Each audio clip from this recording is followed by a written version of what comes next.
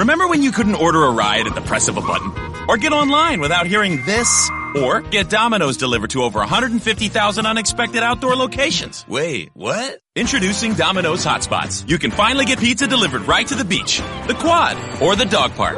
Not at home? Not a problem. Find a Domino's hotspot near you and get 2 medium 2-topping pizzas delivered for $5.99 each. 2-item minimum. Handmade pan pizzas will be extra. Ask for this limited time offer. Prices, participation, delivery area, and charges may vary. Restrictions apply. Visit Domino's.com for details on Domino's hotspots. Glad you're with us. Golic and Wingo on ESPN Radio and ESPN News, presented by Progressive Insurance. All phone guests will get in touch with us on the Shell Pennzoil Performance Line. By the way, that song, How You Remind Me, was #1 on the charts when Manu Ginobili entered the NBA. That was Nickelback. In 2001. Nickelback just gets so abused. They get so abused. Do you hate Nickelback? No, I like Nickelback. I mean, I'm not offended by them. You know, it's people. Yeah. People get music snobs literally get offended when you mention Nickelback. They do. That's exactly right. I don't have a problem with it. Pretty at all. wild. One quick thing, and I think this, Ryan, this will blow your mind a little bit, and others who may not know. We were talking about Jerry Jones and talking to the 18-game schedule and 2 preseason games and the money that would be split. We'll get back into it, talking about back-end guys that are roster and stars. Ryan says, this is his tweet, I'm curious, how much money are the back-end guys paid during the preseason? Ryan, let me let you in on a little something. You may not know this. The exact same as the front-end guys. Correct. Well, let's just take my son as an example. He was in training camp twice with the Saints and once with Pittsburgh. He was making the exact same money per week as Ben Roethlisberger was in Pittsburgh and Drew Brees was in New Orleans. They all make the same. I'm not sure the amount. I want to say somewhere over $1,000, something like that. Might be more now. There's no money for the players in the preseason.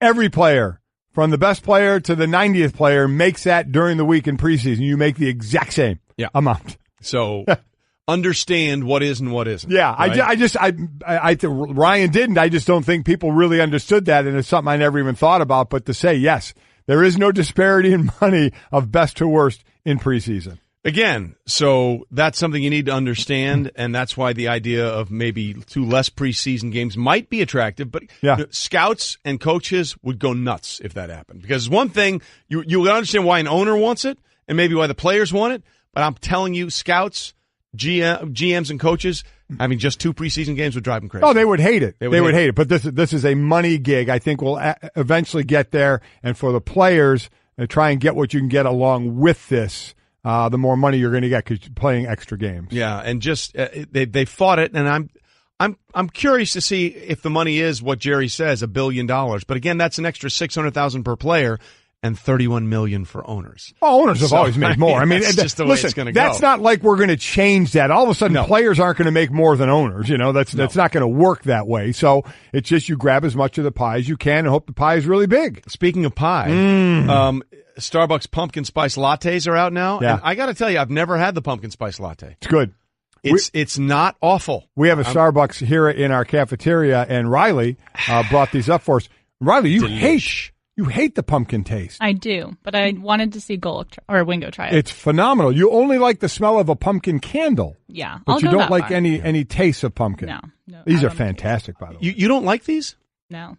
Why but do you I can not proudly like say those were the first pumpkin spice lattes purchased at the Starbucks. Wow. Championship! Yes. Championship! We are all in. Yeah. I got to tell you, because you know I'm a recent convert to coffee. Yes, you are. For those people saying, how is that possible? Well, for many years, you cut my vein in Diet Coke, which is still out, and Coke Zero. So that's how I got my caffeine. But I've now started drinking more coffee in the mornings, and this is is not what I was expecting. It's delicious. Works out well. It's really, really good. So I'm going to have one more sip real quickly. You go ahead. We want to see if we're going to talk to Patrick Mahomes, the quarterback of the Kansas City Chiefs. We'll get to some football, but is he big into the pumpkin flavor? I got to tell you, I'm big into this now, so let's find out. This hour of Golic and Wingo is brought to you by La Quinta Inns and Suites. Book at LQ.com and win at business. And as you said, Chiefs quarterback Patrick Mahomes now joins us on the Shell Pennzoil Performance Line. Patrick, good morning. And before we get to the important stuff, let's deal with the important stuff. Where are you on pumpkin spice beverages and flavors? I'm not very big into the flavored stuff. I mean, for me, the only thing I hear about that is usually the coffee, and I'm usually just a kind of a regular black coffee type of guy. Oh, okay. How about like flavored foods during like Christmas time or Thanksgiving time, some seasonal type foods? Do you have any favorites there? I'm definitely like the Christmas flavored type foods. I mean, I know it's probably not good for me, but I got to get a little bit of the Christmas flavored sprinkles on stuff that I usually get in that time of year. There you go. Well, you are with the majority of people calling in and tweeting us as well. The Christmas cookies and the Christmas flavors are a big part of it. Oh, awkward segue. You made your first ever NFL start last year right around Christmas time in the holidays and became the first Chiefs quarterback drafted by the Chiefs to win a game since Todd Blackledge in 1983 when you won up in Denver beating the Broncos. So the expectations are very, very high for you this year, Patrick. And you replace Alex Smith, who had the best season of his career, 4,000 passing yards, 68% complete, an awesome touchdown to interception ratio. How are you handling the expectations for what you should be doing in this offense? Yeah, I mean, for me, it's all just playing football. I mean, your whole life you dream of being here. You dream of being a professional athlete, professional football player. And so for me, it's just going out there having fun every single day and enjoying the opportunities that have been given to me. And it helps a lot that I have a ton of weapons around me and I have a great coaching staff. So for me, I'm just going to go out there, play the game the way the coaches tell me to, and get to those weapons and let them make some plays. You know, you look at the fact that the Chiefs traded up for you. You were the 10th pick in the draft, and so everybody knew your time was going to come. It was just a matter of when. I heard the story, but I'd like you to explain it a little bit. 10th round pick, I mean, going to be the face of a franchise, but Alex Smith was there. He was playing well. You were the backup, and you 10th overall, not 10th. 10th overall. I'm sorry, 10th. You decided not to really do any kind of marketing publicly. Can you talk to us about that decision? Yeah, I mean, just coming into the organization, to the team, I knew that I wanted to kind of earn my respect and kind of earn my spot on the team, I guess you would say. And I knew Alex was kind of the leader of the team, and he was a great guy and did everything the right way. And so I didn't want to mess up anything that the team had going on. And so I just made sure to kind of put my head down, do what I was supposed to do, and try to earn kind of the respect of my other teammates. And I felt like with looks like we might have lost Patrick Mahomes there. We'll try and get him back. I thought that was a cool thing where you see guys come in and I don't sit there and blame everybody for trying to take advantage of their situation of where they get drafted. But this was, I thought, a pretty cool move to say, I'm going to stay where I am and let Alex do his thing. Yeah, and I think Patrick is back with us. Patrick, you can hear us again, right? Yes, I can hear you all. Okay, perfect. So, listen, first of all, we both thought that was very cool. Just earn your way onto the team, and then when those opportunities come when you're actually playing, you can take advantage of them. So our insider, our NFL front office insider, Louis Riddick, it really knows what he's talking about. And obviously last year he was all in on Jared Goff. I mean, he believed Jared Goff was going to have a breakout season, and he did. And this is what he had to say to us about expectations for you in 2018. We're going to have a Pat Mahomes tracker this year. We got it. We're going to track it. Go ahead. Hold me accountable. At me. Do whatever you want. Who has a better year, Goff or Mahomes? Oh, Mahomes will. Okay. I'm just telling you that. And you know what? And you know what? And Jared right now is going to be like, you can really sell me out like that? Will you book it? Will you book it? Yeah. Say it. You can book it. Booked. There it is. Book it. Pat, look, I said this. I said Pat Mahomes will be a top 10 quarterback in terms of passer rating. Book that, too. I'm not scared. I'm not scared. If you're scared, get a dog. And go ahead and you can add old takes, exposed, or freezing cold takes, or whatever, all that stuff. Whatever. I stand behind it. So that's basically, Patrick, our way of saying Lewis is all in on you having one hell of a year. Yeah, I mean, that's awesome to hear. I mean, he's, like you said, he's a very intelligent guy, someone that really watches football. And, I mean, for me, I still got to go out there and do it. I still prove that I can put up those numbers and I can win football games. So I'm going to try to do that every single day. We know what the goal is team-wise, to win every game, to get the playoffs, and the Super Bowl is the ultimate goal. How about personally for you? What will you consider individually for you a good year? To me, this is going to be winning football games. I mean, the team that I came to has won the AFC West the last 2 years, and so we don't want to go backwards. We want to move forward. So we're going to hopefully try to take the next step and get to the playoffs and win playoff games, and then hopefully get to the Super Bowl. All right. So one of the things, as we're talking to Patrick Mahomes, the new Chiefs quarterback this year, your touchdown pass to Tyreek Hill has a lot of people talking. You were able to, just avoid the rush there and just throw it downfield, and Tyreek did the full Antonio Brown pumpitude celebration in the end zone. And that's all wonderful. But those throws are few and far between when it comes to playing the game. So as you're getting ready to be the guy, basically, with all these weapons around you, whether it's, it's Kareem Hunt or Tyreek Hill or now Sammy Watkins, tight end Travis Kelce, what do you think is the most important thing for you to do to show not only that you can wing it and make the big play, but you can control the offense and manage the offense down the field? Yeah, I mean, it's going to be consistency. You want to make sure that you're consistent. You go out there and you get it in and out of the huddle. You're efficient on using the clock and then the time management that you have to do to be a great quarterback, and then just taking the play that's there. The big plays are awesome. They're awesome to get the highlight and the big touchdown plays, but those plays will come. You don't want to try to force those, and that's how you get yourself into bad situations. From the technical part of being a quarterback, the mechanics and everything that go with it, from college to pro, your first year, you had to start last year, into the second year. Going into this second year for you, what in your mind was the biggest improvement you had to make? I think just understanding the knowledge of the game. Last year, I was so worried about trying to make sure I knew exactly what you're supposed to do just to run the offense. Whereas this year, I know the offense. I have that stuff pretty much down, and I can just really just work on understanding what the defense is trying to do and understanding what the defense is trying to get me to do and trying to force me to make bad decisions. And being able to understand that, I can really go out there and utilize all the weapons and the versatility that you can use in this offense. We talk a lot, Patrick, about the difference of college and pro. The difference really in pro systems is a language thing. It's like learning a different language. Take people inside a little bit. When you came from Texas Tech and the playbook you had there and how plays were called, and you got to the NFL and you got that playbook and how plays were called, just how kind of mind-boggling was it to you? Yeah, I mean, both systems, it was all kind of on the quarterback to call in the plays. The only thing difference was in college it was all hand signals, whereas in here it's all verbal and communication. And so for me, that was the biggest difference. Is I had to find ways I could spit the plays out and say them the right way so everybody else could understand them. And that's a big thing. I mean, you can't just go in there and just say the plays super fast and then no one knows what's going on. You have to have a way of emphasizing the right words in the play call, whereas everybody knows exactly which play that it is and how they're going to execute it.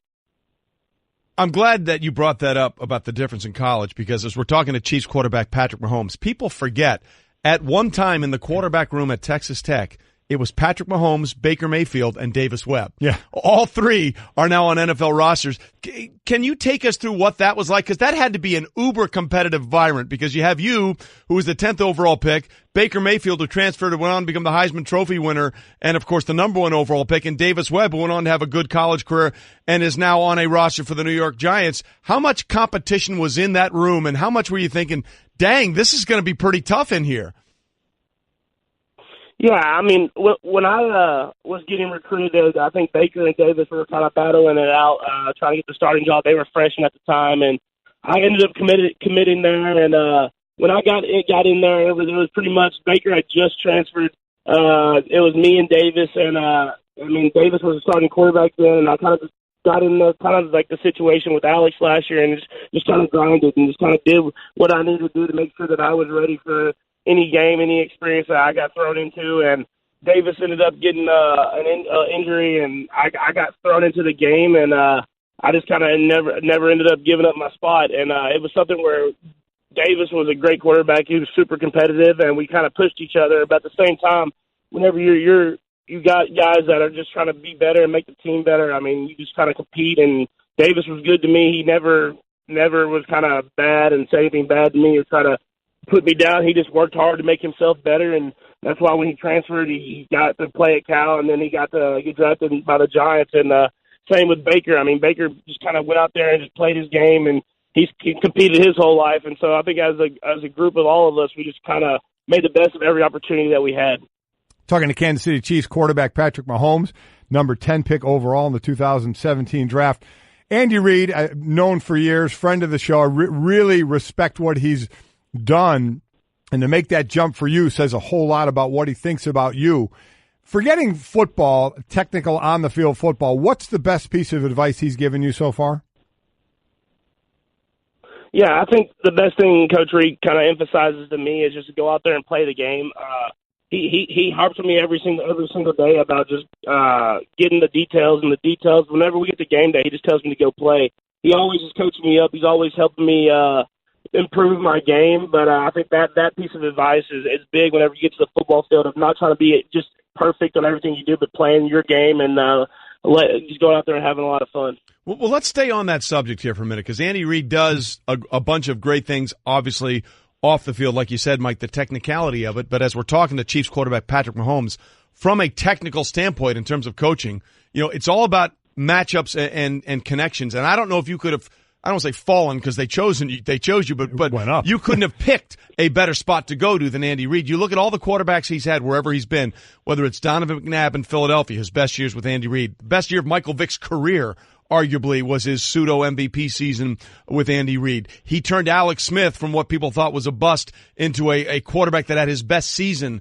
under Andy Reid. From a quarterback perspective, the relationship with that head coach, what things is he telling you and teaching you that you had not thought about before? Yeah, I mean, there's a ton of those. I mean, just the little details, I think, that he knows just from being around the game and understanding just how to execute. I mean, it's huge. But I think the best thing he does is he just knows how to relate the offense and relate how he explains everything to me. And so everything that he tells me, I just understand exactly what he wants me to do. And I feel like that's huge whenever you're running this offense, is just being on the same page as the guy who's calling the plays. And so I know exactly what he's trying to do and exactly what he's trying to attack on the field. And I would say most of the time he's trying to attack the right part of the field. Patrick, growing up, who was a quarterback you kind of looked to as kind of, hey, boy, this is the route I'd like to go, or the type of quarterback I'd like to be? Yeah, I mean, there was a couple. First off, I mean, when I was really young, it was Brett Favre. My dad was a huge Brett Favre fan growing up, and so I always watched his game and how he played the game and how much passion and love he showed for it. And then as I got older and got to like high school and college, I started looking at a couple of guys. I mean, of course, Tom Brady and how he just executes and does everything and really just dissects the defenses. And then Aaron Rodgers and Matthew Stafford, I love how they can kind of ad-lib and make plays, but at the same time make plays from the pocket.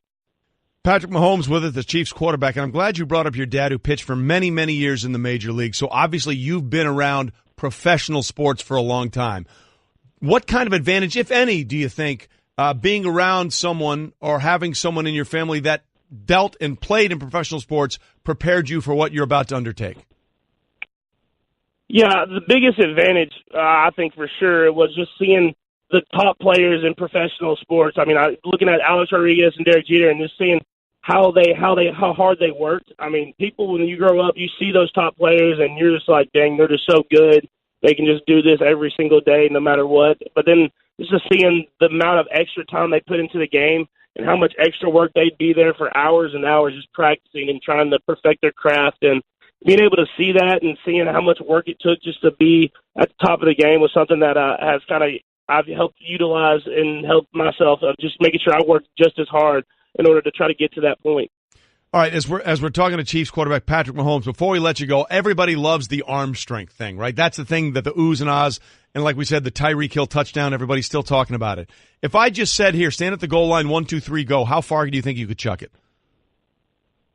I think I can throw it anywhere from 80 to 85 yards. So I mean but that has to be the perfect spiral and the right throw. But I think if there was a Hail Mary at the end of the game, I could get it there. Let me put it this way. Chief fans hope it doesn't come down to a Hail Mary. Imagine a Hail Mary from like the 20-yard line. That would be really good.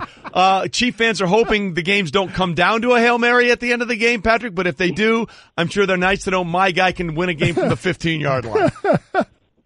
Yeah, exactly. I mean, for me, I just like to say that if we can just get the touchback, I can throw it to the end zone. There you go. That's why Louis Riddick is all in on the Patrick Mahomes Express this year. Hey, Patrick, we appreciate you being with us. Best of luck this season, and we'll see how it all plays out. Thank y'all for having me. To give batters a different look, pitchers throw a changeup. Your idea of a different look is sunglasses. That's true. But La Quinta Inns and Suites is really taking the different look thing to a new level. Definitely a major league makeover, starting with a bolder, brighter lobby full of comfortable spaces to let you settle in. Or chill out in front of a big flat screen like Wingo would. Oh, you know it. It's a changing La Quinta look to help you get in the zone and look sharp when you hit that big meeting. Prepare to win at business with La Quinta Inns and Suites. Book now at LQ.com. Remember when you couldn't order a ride at the press of a button? Or get online without hearing this? Or get Domino's delivered to over 150,000 unexpected outdoor locations? Wait, what? Introducing Domino's Hotspots. You can finally get pizza delivered right to the beach, the quad, or the dog park. Not at home? Not a problem. Find a Domino's hotspot near you and get 2 medium 2-topping pizzas delivered for $5.99 each. 2-item minimum. Handmade pan pizzas will be extra asked for this limited time offer. Prices, participation, delivery area, and charges may vary. Restrictions apply. Visit Domino's.com for details on Domino's Hotspots. All right, glad you're with us. Golic and Wingo on ESPN Radio and ESPN News. We are presented by Progressive Insurance. All phone guests will join us on the Shell Pennzoil Performance Line. You can get in touch with us, 1-800-Flowers.com, Twitter feed at Golic and Wingo. Or you can call in 860-506-5505. The theme of the day, of course, Mike, has been food. Yes, it has. With the pumpkin spice lattes now back at Starbucks. Officially today, so we have asked the question out there to everybody. What is your favorite seasonal food or beverage item? Yep. I'm a big fan of the pumpkin flavor through the pumpkin pie. You're the big fan of food. Let's just be honest. I am, but I'm asked to narrow it even more. Strap the food bag on and you'll eat anything. There you go. Except vegetables. That's true. Now it's seasonal food and beverage. Yeah, seasonal food and beverage. And we're delighted, by the way, to ask this question because that's what he was prepared for, I'm sure. Yes, he was. Our newest football analyst, NFL and college, Dan Orlovsky, joins us in studio giving us the Straight Talk. Brought to you by Straight Talk Wireless. Best phones, best networks, no contracts. All right, first and foremost, your favorite seasonal food or beverage, Dan, what is it? I am a big pumpkin fan, but not before September starts at least. You know, it's too early right now. I'll go pumpkin. I'm off also, like, when we get into summertime, I like get into a little bit of a summer drink. There you go. Something to sweet tea. Okay. I was going to say like a summer beer or like I'm not a huge beer fan. I've become a big Pinot Grigio guy with my wife. Oh, my God. Fantastic. Yeah. So you like a nice sweet tea and lemonade? A nice dry white, would you? Yeah, exactly. Yeah, very Connecticut of me. Exactly. Raise that pinky. Well done. Dan Orlovsky is with us. And by the way, I'm very happy for those that are listening on radio and not watching on TV. Oh, yeah. Most guys that come in here have a full day and they come in here in their suit. You're in shorts and a T-shirt. God bless you. I'm so happy about that. Really, really impressive. It's important to be thyself. There you go. To thine own self be true. Yes. I'm wearing golf shorts, which is an upgrade to what I wore yesterday when I showed up to get up in the morning and Board I had shorts? gym shorts on. There you go. Greenberg was like, "Oh, well, thanks for getting dressed up." No need to get dressed up here. Be who you are. That's exactly right. We embrace you for who you are here on Golic and Wingo. Don't need to sweat that. I bet your words sound the same whether you're wearing shorts or a T-shirt, right? Yeah, exactly. There you go. There you go. So anyway, you're our newest analyst this year. Congratulations. Welcome to the squad. Always glad to have another Connecticut nutmegger. What do we call ourselves from this state? Nutmeggers, right? Well, I joke with my family. Sometimes I say elitists. Yeah. Well, that's only if you're in Fairfield County. Yeah. I like just saying. I haven't heard the Connecticut, nor I have any idea how to spell it, but I say nutmegger. New Englander. Yeah. I'm a New Englander. You know what I say? Another quarterback. Yippee. Oh, yeah, okay. Because we don't talk about you and your defensive tackle play Another red jersey wearer.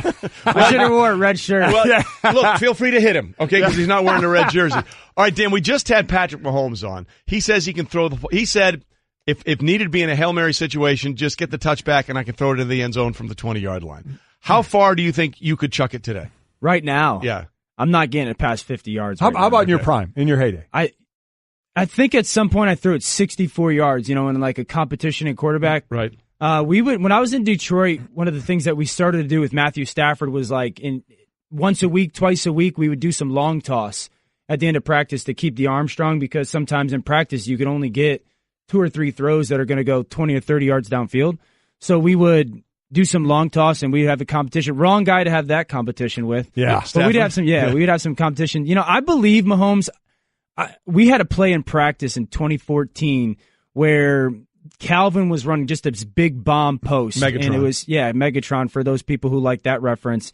And he was running a big post, and Stafford moved around a little bit in the pocket, and launched it, and I remember the ball being in there going, oh my goodness, and 82 yards. Just watching it on film after practice, I was like, I counted off 5, 10, 15, 20, all the way to 82, and I had to do it like 4 or 5 times to be like, that new number-wise doesn't make sense. So let's start with Mahomes, because I'm being reserved about this. I respect the hell out of Andy Reid, and he jumped up to get this guy. He is all in. He is all in on him, and I get it. But, boy, you discard Alex Smith after a great year. You put all your money on Mahomes.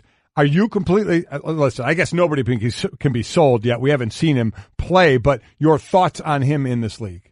Well, I really like all the things that he's done up until this point. You know, I went back and watched, so training camp and preseason games last year, you saw, there's some flashes of some good stuff, but there's a big difference between being a thrower and playing quarterback. Correct. And so early on, he was a thrower. And then we got to see him in Week 17 last year against the Broncos, and he really showed quarterbacking. And it was his first start ever, he's on the road, and just the stuff he did with his eyes, manipulating coverage, moving a safety, confirming a guy here and there, that's quarterbacking. And so I liked seeing that out of him. And then we get into this year, and I know there's been this talk of interceptions or whatnot, and he had a head scratcher against Atlanta the other week. Yeah. But from what he's shown up until this point, he's really understanding that not every ball needs to be a fastball, and that's the big thing. That's the step for him to make, and Matthew Stafford had to do this too. When guys are that talented, every throw they think needs to be the wow throw. Breaking fingers. They just want every throw to be the wow throw. He needs to get to that point of understanding not every throw needs to be the wow throw. Seems to be. Is that like a Josh Allen issue as well in Buffalo with that strong arm trying to lace it in there? Yeah, I mean, it really, there's in quarterbacking, it's not, hey, can you make every throw? Can you make the appropriate throw? And not every throw needs to be stepped on from the mound. So that's something all these young kids, these talented guys need to kind of manage and handle. Well, you hope that, of all people, Patrick Mahomes would understand that because his dad was a big league pitcher for all those years. He would understand throwing a changeup. Paint the corner every now and then. A little curve or a slider is not a bad thing, as Dan Orlovsky is with us. And this training camp report in the NFL is brought to you by Progressive Insurance. Protecting your small business, it's a big deal. Covered what you've worked so hard for. Visit ProgressiveCommercial.com.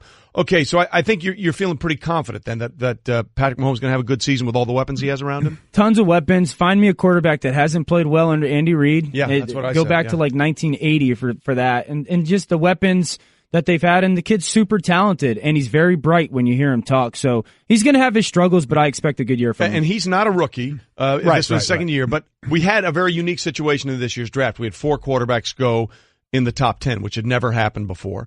Of those 4, because I think Lamar Jackson is the outlier, yet to be seen where he will go.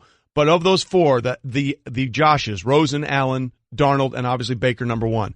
If you had to be like Louis Riddick, who for the last 2 years has put his chips all in on Jared Goff, and this year he's putting them all in on Patrick Mahomes, I say to you, Dan Orlovsky, who played, 12 years in the league? Yep. You have 1 quarterback out of those 4 in the top 10 that you are sure is going to be a 10, 12-year success. Who would it be? Sam Darnold. Darnold, why? And right now it's not close to me because Sam Darnold has traits that you can't coach.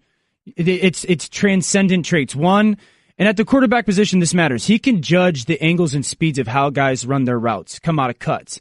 Everyone makes a big deal about, timing, this and that. Guys, every play's different. Coverages are different. Timing is different. So to judge angles and speeds in small NFL windows, that's transferable. There's not drills coaches can do to help you with that. That's something you're born with, that your eyes see, and it's developed over time. The thing that I love about this kid the most is he's got this magical sloppiness to his game. You know, when it's very... hold on. Let's coin that phrase. I do like that. We are going to have, whenever Dan is on us, we're going to have the magical sloppiness segment. Book it. So it's very Romo Roethlisberger-esque, where everything he does it looks a little sloppy. And yes, sometimes it's going to lead to some not awesome stuff, a turnover here and there. But the magic that comes out of it is not coachable. You cannot find coaches to get that out of a guy. And then he can be very accurate without perfect feet. A lot of quarterbacks in the NFL, when their feet are perfect, they're super accurate. I was super accurate when I had a perfect pocket. Yeah. Happens twice a game. Yeah. So and again, you're not going to have a coach go, hey, let's go work on really bad footwork and throwing. Exactly. You never do that. So for him to be accurate with imperfect feet, it's transcendent traits that really is going to afford him. I love watching him play. Okay, go ahead. I'm sorry. Dan Orlovsky joining us, 5th-round pick out of UConn in 2005, 12 years old. Yeah, Huskies. As a quarterback, we're seeing the separation from college quarterback to NFL quarterback, where it used to be you just got to learn the NFL system, forget what you did in college. How much more are you seeing college kind of dipping into some of the NFL calls today? Yeah, a lot. I was part of it a little bit in Detroit with Jim Bob Cooter and the way we just kind of changed. Say his name again. JBC, there you Jim go. Bob Cooter. We were all Team Jim Bob for about a year and a half. Love him. But changing 7-8 word plays into one word a little bit. And then even I was in camp last year with the Rams and Sean McVay started to do it. So there was this reports that a ton of NFL teams went down to Oklahoma and spent some time with Lincoln Riley. And my eyes are all over Cleveland because you really want to do that for Baker. You want to do that and get some stuff from Oklahoma. Now it's kind of been taboo for the NFL to do that because, man, systems don't transfer. Right. But I want to see that more coming into the NFL. All right, you don't go anywhere because we got some more to talk to you. We like casual here on Golic and Wingo, like Orlovsky is, and we like versatility. By the way, real quickly, researcher Riley just throw this out just so everyone understands. Patrick Mahomes' longest completed pass in college was 90 yards on Halloween in 2015 in a loss to Oklahoma State. His longest touchdown pass, 82 yards. Now, we don't know how far it traveled. I was going to say in the air what it was. Right, yeah. But those are the big plays he can make, and they're hoping to have some of those with all the weapons he has at Kansas City. But Dan is going to help us not only look ahead to the NFL season, but also week one of the college football season. He's that good, and he's that casual. He has a magical sloppiness to his game. Remember when you couldn't order a ride at the press of a button? Or get online without hearing this?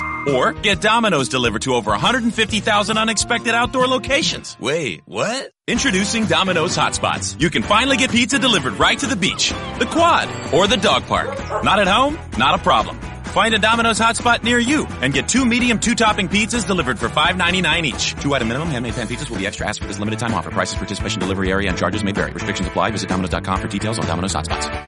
Remember when you couldn't order a ride at the press of a button? Or get online without hearing this? Or get Domino's delivered to over 150,000 unexpected outdoor locations? Wait, what? Introducing Domino's Hotspots. You can finally get pizza delivered right to the beach, the quad, or the dog park. Not at home? Not a problem. Find a Domino's hotspot near you and get 2 medium 2-topping pizzas delivered for $5.99 each. 2-item minimum. Handmade pan pizzas will be extra asked for this limited time offer. Prices, participation, delivery area, and charges may vary. Restrictions apply. Visit Domino's.com for details on Domino's Hotspots. All right, glad you're with us. Golic and Wingo on a Tuesday morning on ESPN Radio, ESPN News. We are presented by Progressive Insurance. All phone guests join us on the Shell Pennzoil Performance Line. We've had some great guests so far today. Yes, we have. Mahomes talking about what he expects out of his, not rookie season, but really his first full season as a starting quarterback in the NFL. Plus, Dan Orlovsky, our newest football analyst, joined us. He was great. Frank Reich as well, head coach at Indianapolis Colts, came on again to tell us that the foot injury to Andrew Luck is very minor. If there was a game this week, a real game, he would be playing, but it's the 4th preseason game, so he will not. He will not be playing. And by the way, we've loved all our guests so far today. Yeah. Kind of partial to our next guest, just so you know. Why is that? First of all, the most ridiculous consecutive streak of snaps played in the history of the game because of the position and what could happen on any play. Plus, I had him on a couple of times on NFL Live. He's just a funny dude. He's a good guy. Do you want to do it? Do you want to bring him in now? Yeah, let's do it. Let's bring him in absolutely. now. All right, Joe Thomas, 10-time Pro Bowler, or what's left of Joe Thomas, we should say. 10-time Pro Bowler for the Cleveland Browns is with us. Joe, seriously, how much weight have you lost since you stopped playing? Hey, thanks for having me, guys. I'm down about 50 pounds right now, and I'm feeling a heck of a lot better than I did when I was 300.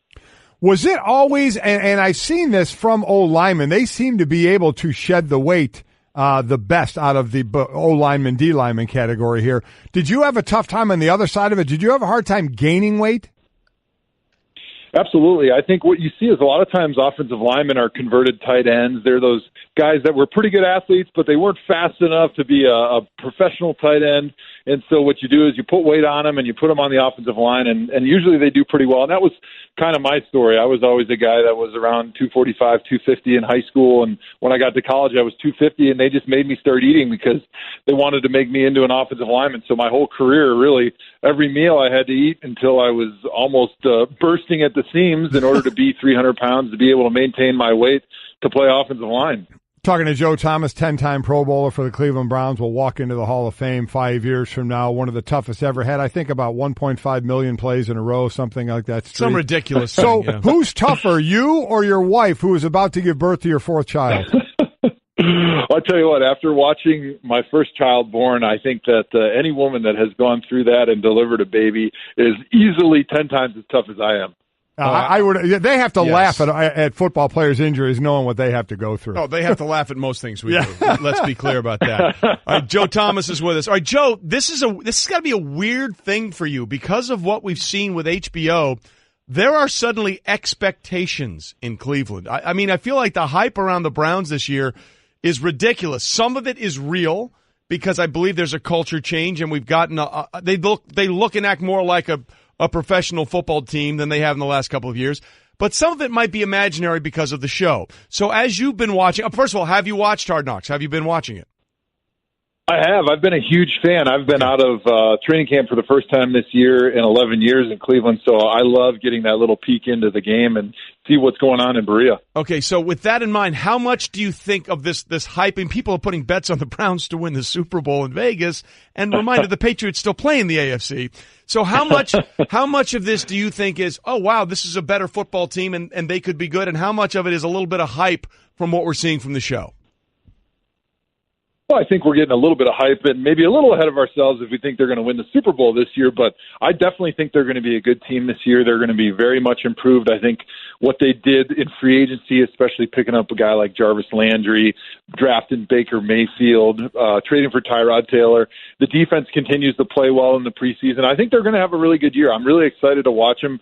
I'm not sure I'm ready to crown them Super Bowl champions, but I'm definitely on their bandwagon, and I think they're definitely, I got them pegged at about 8 wins this year. And again, we're talking to Joe Thomas. Let's not let that slide. They won 1 in the last 2 years, and Joe is all in on them going 500 this year. Joe, I love your optimism. Hey, Trey, stop living in the past, man. It's 2018. The Browns are going 8-8 this year. If you don't know anything about this show, we live in the past. Let's be clear. and the future has to be, for the first time in obviously over a decade, somebody else has to play the position that you played. And while the line has gone through some changes over the last couple of years, the decision now was to kick out what had been the guard and Joel Bitonio, a high pick. He was a second rounder a few years ago, out to left tackle. Talk about that transition. You're walking into the Hall of Fame. Here's a guy who's played guard at it for his time in the NFL and is now kicking out to one of the toughest positions to play. Talk about that transition for him. Well, Joel Bitonio has been the best offensive lineman on the Browns for several years now, so it's no surprise that they got him over there at the marquee position at left tackle. He's a great athlete. He was a really good basketball player in high school, and I think he's proven that he's one of the elite guards in the NFL, and a lot of that is his athleticism, his power, and those are things that transition really well to left tackle now. He's got, a lot to learn as far as technique goes, but I think that athleticism has really carried him, and I think it can continue to carry him at that position until he is able to kind of refine some of the techniques that it takes to play left tackle for a long time. Joe Thomas with us, who played left tackle for a long time, 10 seasons in fact.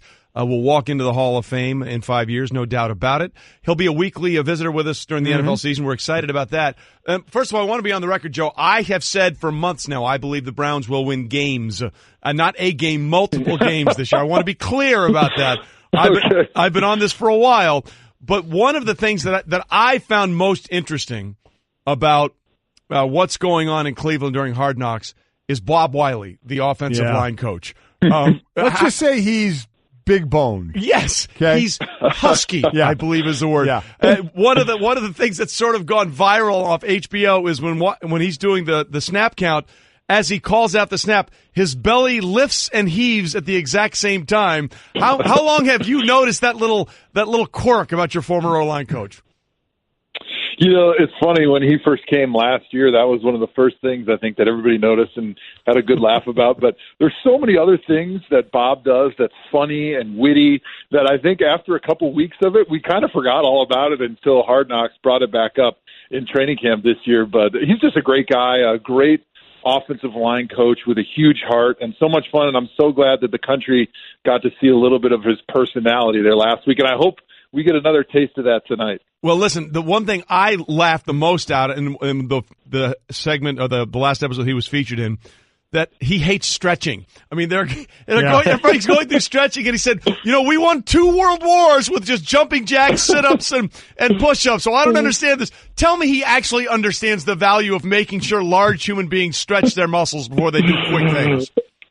Yeah, but of course he understands the importance of stretching to prevent injury, but the reason Bob's a great coach, obviously he's been around a long time in the NFL, but he doesn't take anything as fact. He wants to make sure he fleshes everything out, and he thinks about things differently, and I think that's what's made him one of the great offensive line coaches. He's a lot like Howard Mudd. Howard Mudd was a guy that thought about things differently in a different way, and he was able to kind of break the molds and some of the preconceived notions of offensive line play and come up with a better way of playing offensive line. And I think Bob Wiley's done a lot of those same things throughout his career. We're talking to Joe Thomas again, 10-time Pro Bowler, third overall pick, 2007 NFL draft.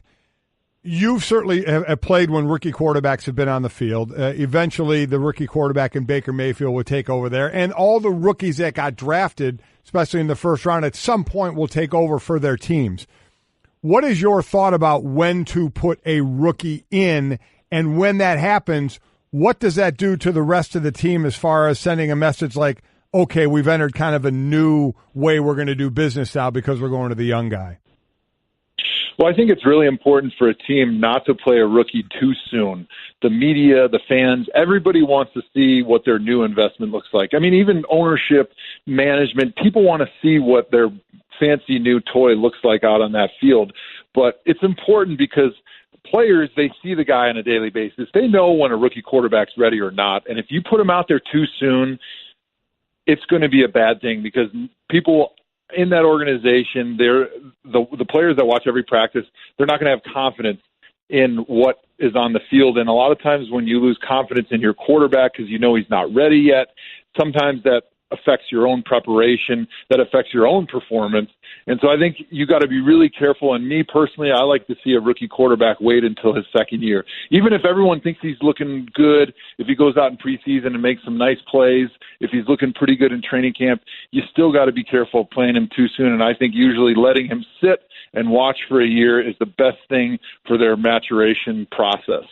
As we're talking with Joe Thomas, who will be with us every week during the season, longtime member of the Cleveland Browns, everyone's raving about, obviously, Juice Landry and Carlos Hyde and maybe even David Njoku, the tight end, Njoku, what he's doing this year, as well as Baker Mayfield and Tyrod Taylor and what's going to be happening there.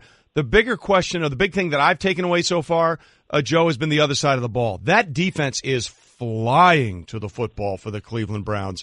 How impressed are you with the defensive side? I really think this could be one of the best units in football, spurred by, of course, Myles Garrett, who absolutely destroyed the Eagles in that preseason game. Absolutely. I think last year, even in the midst of an 0-16 season, that run defense was historically good. Greg Williams has that defense flying around, playing great team defense. I think this year they're going to be even better, especially if Myles Garrett's able to be healthy, because he gives them an element rushing the passer from not only defensive end, but they can move him inside on third down to rush over a guard. And they can have an elite defense because they do stop the run and they can get after the quarterback, especially when Myles Garrett's healthy. Talking to Joe Thomas, a former player for the Cleveland Browns, a 10-time Pro Bowler. We just saw Odell Beckham Jr. sign that monster deal.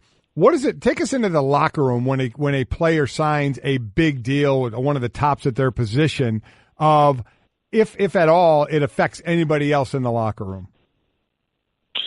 Well, I think it does, and I think it affects people in a positive manner. I mean, let's be honest, Odell Beckham has a lot of friends in the Giants locker room, and they're pulling for him. As an NFL player, you want to see your teammates and your friends in that league getting paid, getting the contracts that they deserve. So, first of all, they're excited for him. Second of all, this sends a really good message in that Giants organization that if you do things the right way, if you play well, if you go out and make plays, we're going to reward you, even if your contract is not up yet. And I think that's a great message to send to all those young guys in that locker room, all those guys that are looking for that second contract. And I think really that's a good message to send for the Giants and for all NFL teams.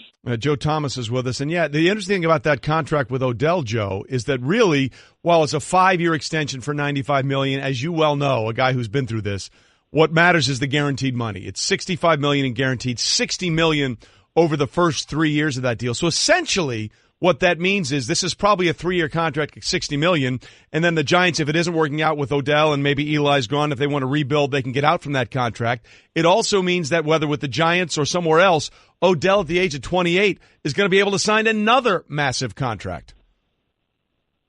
Yeah, I think it's a good contract for the Giants and for Odell, because clearly if he wanted to wait and play the franchise tag dance for a couple years, he probably could have got a much bigger contract, but he's able to get that huge second contract, set up himself, his family, everybody around him for many, many years, and he's able to shift that injury and performance risk onto the team. And he's able to obviously get that huge guaranteed contract, that guaranteed money in his pocket no matter what happens. And that's a good thing for the player. For the team, it's a good thing because now they have they know how much they're going to have to pay him for the next 3-4 years. They have the face of their franchise, and really what's been, for the most part, the face of the NFL for the last few years under contract. It's not a distraction for that team, and now they can kind of focus on football. They can focus on getting some of those other contracts done in the next 2 years that are going to have to be there. And I think when you get a guy like that finished, it's a huge burden that's lifted off the coach, the GM, the owner, and a lot of those guys in that locker room. Because if they have a guy like Odell, who's the face of the team, who's the best player in that locker room, that's in a contract dispute for multiple years, like we see with Aaron Donald right now in L.A., that's a big distraction in the locker room, and that can be something that can show its ugly face a little bit if the team is not having the success that they expect, especially early on in the season. Joe Thomas joining us, third overall pick, the 2007 draft, 10-time Pro Bowler for the Cleveland Browns and surefire Hall of Famer. First season out of the game, first training camp he hasn't had in about 11 years or so. It's got to be a pretty odd feeling. As far as the game now overall, Jerry Jones is speaking up about, again, what has been talked about before, the 18-game regular season and dropping down to 2 preseason games. From a player standpoint, if that's talked about, is that something the players should encourage? And what other things, if this is negotiated, should they try and negotiate for surrounding an 18-game regular season? When I hear Jerry Jones talk about that, to me, the only thing I can think of is it has to be a negotiating strategy to get something else, because an 18-game schedule in the regular season doesn't make sense for teams, it doesn't make sense for fans, and it doesn't make sense for players. So there's really no reason why you would do a deal that is a three-way lose, because there's already a lot of meaningless games at the end of an NFL season that nobody wants to watch because teams are either already in the playoffs and their position is set, or they're already out of the playoffs. So you don't want to do that for those reasons, but also there's obviously, when you have 2 more regular season games, a bigger injury factor. You're going to have more guys that are injured going into the playoffs, potentially marquee players, so that doesn't make sense. But to me, what's always made sense is to make it a 2-bye-week schedule where you have actually 18 weeks where you have 2 bye weeks and then add another game into the playoffs. So you do get some more games, you get more revenue, but you also give players more rest throughout the season so that you're not making an 18-game schedule with only 1 bye week. Well, yeah, I mean, let's be honest, Joe. If we're talking about this, it's going to be more money. It'll be a lot more money for owners, but potentially a lot more money for players as well. We all know the wear and tear, and people can say, well, it's a 20-game model either way. But a lot of those guys playing in a lot of those preseason games are not going to be around for the regular season, so that doesn't add up. Is there a number figure that you think you as a former player and current players would say, yeah, it's worth this for the risk? Well, like I mentioned, I don't think there's a number as far as it's worth the risk because of this. What I think they need to do is just add more weeks without adding more games to the regular season and then add a playoff game. Because like you mentioned, if you go down to 2 preseason games, does that mean now that your regular starters have to play in both those games and a good part of both of those games because they're not getting those 4 games that they can kind of spread out their work into? So now if you go 18 games, 2 preseason games, your starters, your guys that are playing the majority of your season are going to be playing more in the preseason and the regular season, and then now you're going to expect them to go through a playoff run. To me, it doesn't make sense in that model like that. Talking to Joe Thomas, a former offensive lineman, 10-time Pro Bowler. I bring up the offensive lineman part, which I'm sure you enjoy some food and or drink. One of the topics we're talking about today, Joe, is the fact that Starbucks released the earliest time they ever have their pumpkin spice latte. So we have the flavor, we have the pumpkin flavors are out. And we've asked everybody, what is your favorite seasonal food or beverage? Oh, man. Good question. We asked the tough ones here, Joe. Fancy coffee drinker. I just like regular black coffee. But a favorite seasonal food. You know what? I like potato latkes at like Christmas. Sorry, not Christmas. Thanksgiving. I think Man, that's a tough question. I like so many things. It's hard for me to narrow things down, but probably Christmas ham. I'll go with Christmas ham. That is probably the best one. Now that I think about it, Christmas ham. That makes all the sense in the world for an offensive lineman. You eat it there for dinner, and then you have it later on with your leftovers. By the way, for those of you that have been watching or listening to the show the entire time with those in the glass, you see what's happening here. I played a voicemail earlier, and someone said, yeah, bake honey ham, and you're like, oh, ham, you can have that anytime. It's not seasonal. Joe says Christmas ham, and you're like, oh, that's a great idea. I respect Christmas Joe. ham. I respect Joe. Joe, this is what I have to work with every day. Mm-hmm. That's what I have to work with feel bad. every day. I'm sorry about that, Trey. We all have our cross to bear, and mine comes at 250 pounds wearing a T-shirt 240. and shoving Little Debbie's in his mouth all the time. Joe, it is great to have you on the show. We're looking forward to having you on all season long. And just let's keep the Browns interesting. If nothing else, I am all in on the Cleveland Brown experience. Let's just make sure that continues throughout the 17 weeks of the regular season. Hey, having the Browns interesting and relevant is good for the NFL, and it's great for Cleveland. Let's make it happen. You got it, man. And best to your wife in the next childbirth, because you have nothing to do with it at this point on. So best of luck to her.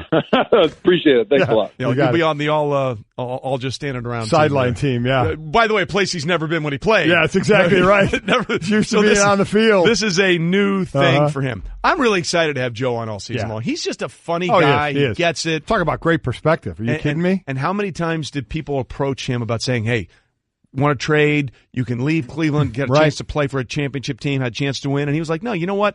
I'm here. I started this thing. I'd like to see it through. I respect that more than almost anything else. Yeah. You know, he wasn't giving up for the ring chase. Listen, I think a lot of people respect that and say that's cool, and there are others that say, dummy. Yeah. Should have left. But you know what? He's a hero. Yeah. Joe Thomas is a hero in Cleveland. He'll always be a hero, and he'll walk into the Hall of Fame having played for one team his entire career and have that record consecutive snap streak. It's absolutely ridiculous. All right, coming up, two of the most recognizable faces in a sport are getting better. And we'll get to that, Mike. Hey, how much football is too much football? No such thing. Correct. And when it comes to business travel, gotta haves, how much is too much? No such thing, especially at La Quinta. Roomy rooms with workspace to spare. High-speed internet that's as free as an uncovered receiver. And La Quinta's bright side breakfast that could fill up a fullback. Even free coffee that never takes a time out. There's no such thing as being too ready for that next big meeting. So prepare to win at business with La Quinta. Book now at LQ.com.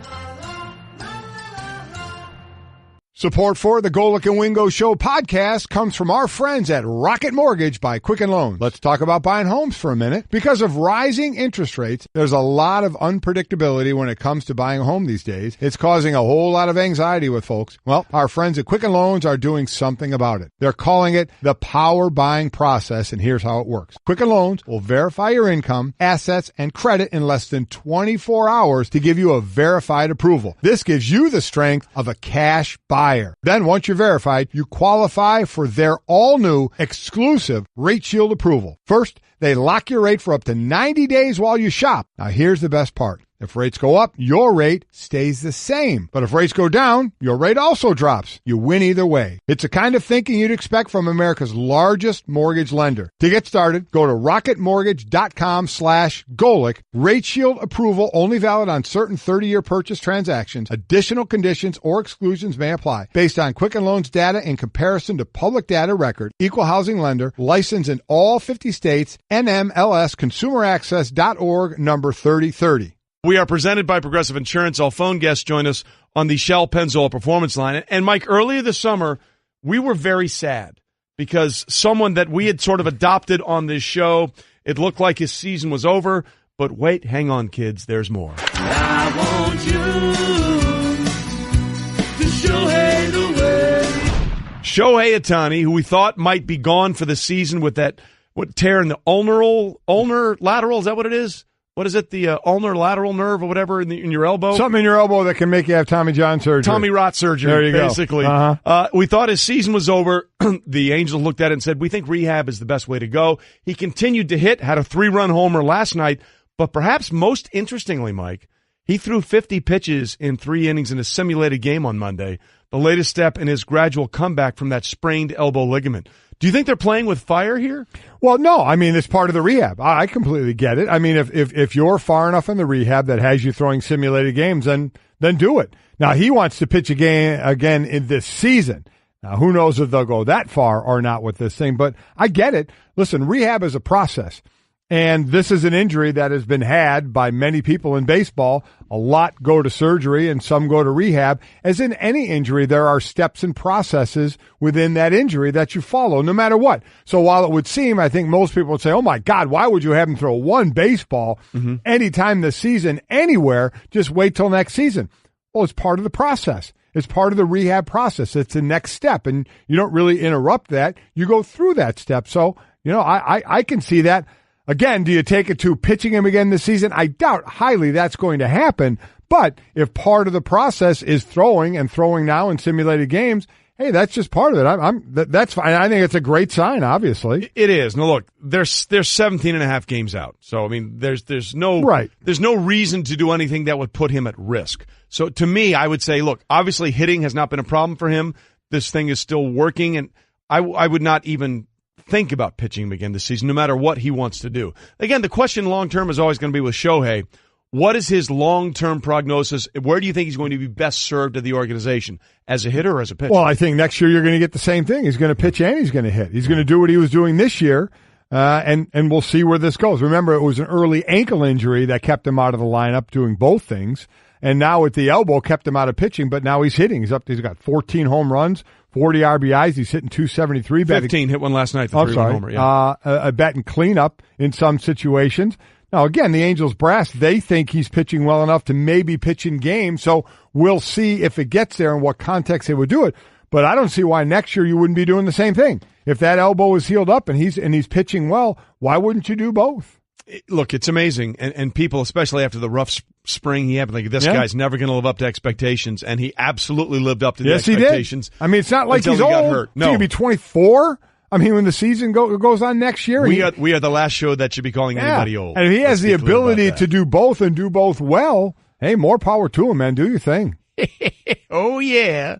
The other star that may be coming back, and that would be Aaron Judge. Look, the Yankees are still 30-something games over 500. They're not going to catch the Red Sox no matter what has happened in Boston over the last couple of weeks.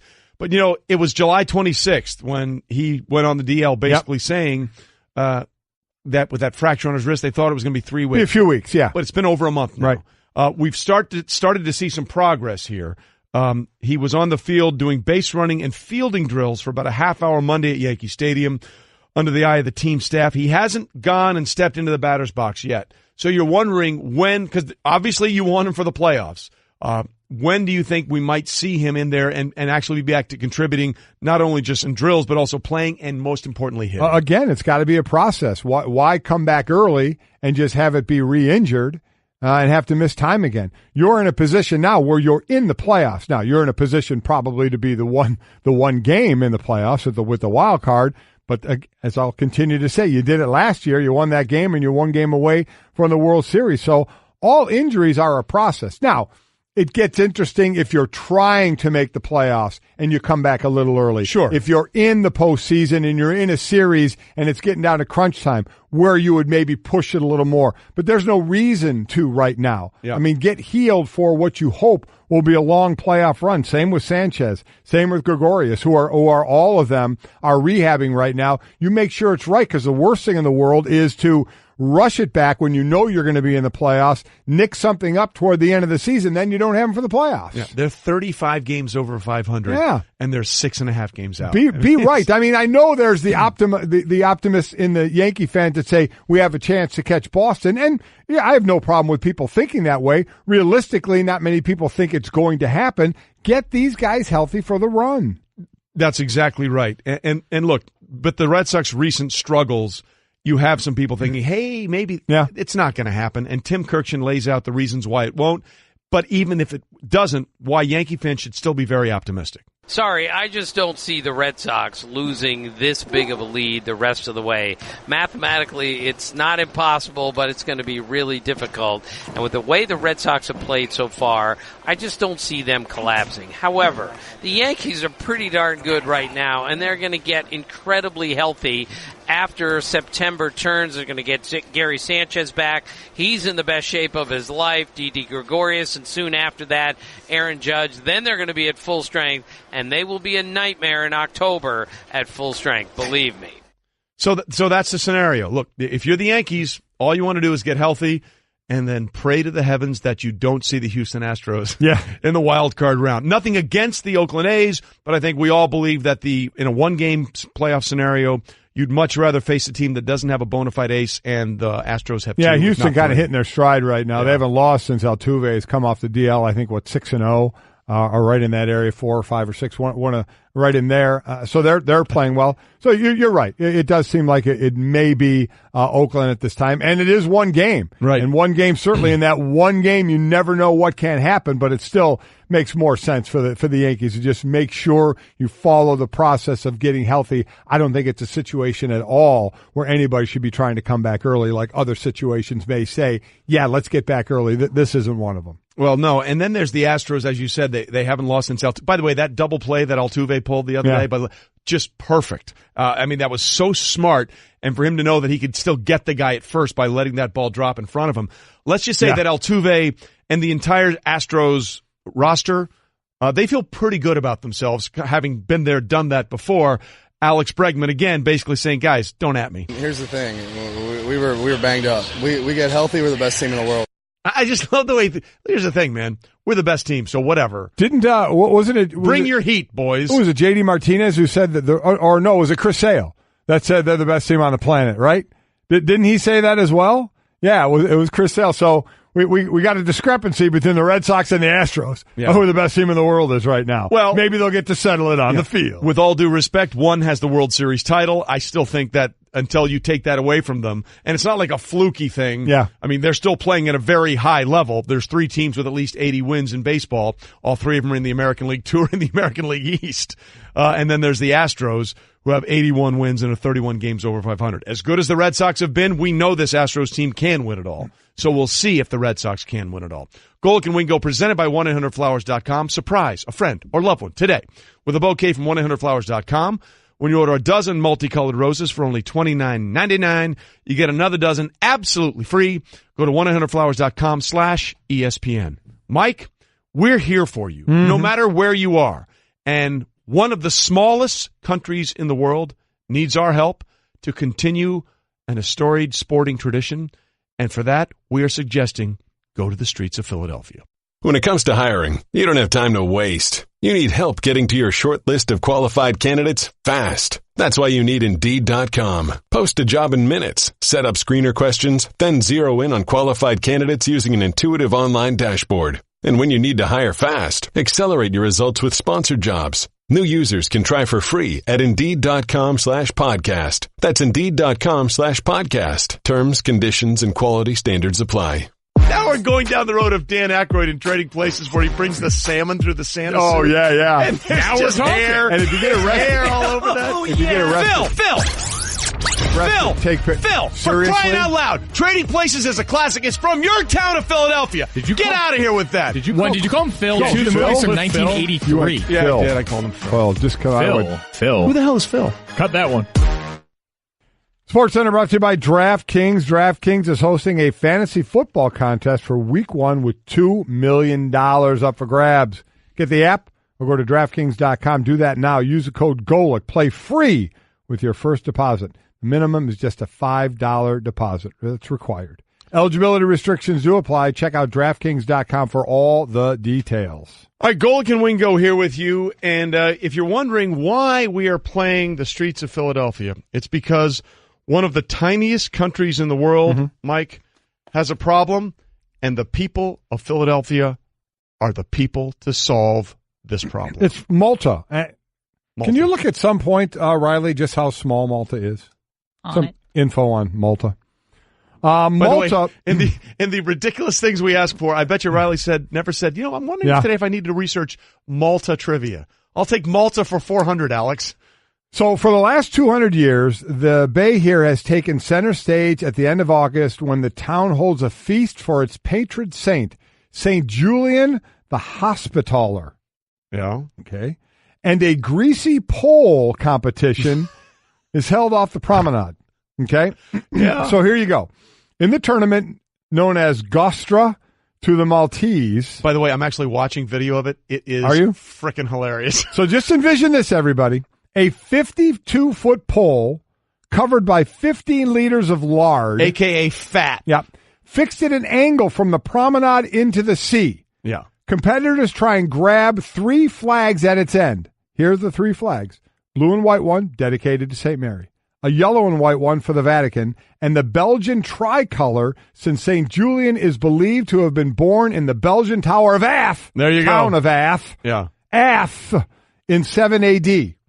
So basically, you cover a pole with lard and you run up that pole to try and get the flags, and when you don't make it, and usually you don't, you dive into the sea. It's hilarious. Or fall on the larded pole. Yeah, it's hilarious. And some of these spills are classic. So the problem they have, right, yeah. Only people that are part of the organization of this festival are allowed to run up the larded pole. Yeah. My thought is, A, let other people get involved in it, and B, if they have trouble running up the pole that has lard on it, where do they go for people that know how to do that? That would be Philadelphia. Philadelphia. Because whenever there's a big celebration company, Cliff, you know this, whenever there's a big celebration in sports coming in Philadelphia, what do the police do in Philadelphia?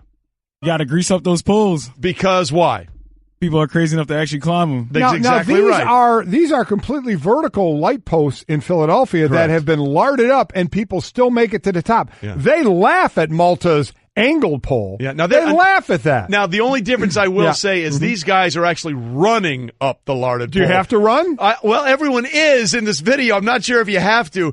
It's really, it's this guy's sprinting up here, just falling off left and right. But, Philadelphia has trusted the process. They made the playoffs in the NBA. Villanova won the national championship. The Eagles won the Super Bowl. I think all of Malta's problems can be solved by just going to Philadelphia and getting some crazy Eagle fans over there to run up the larded, greasy pole. Mm-hmm. So, Eagles fans, you do that greasy pole thing and help out the country of Malta. Neville Zahara, who has been one of the organizers for a long time, said, "For me, it's part of my life."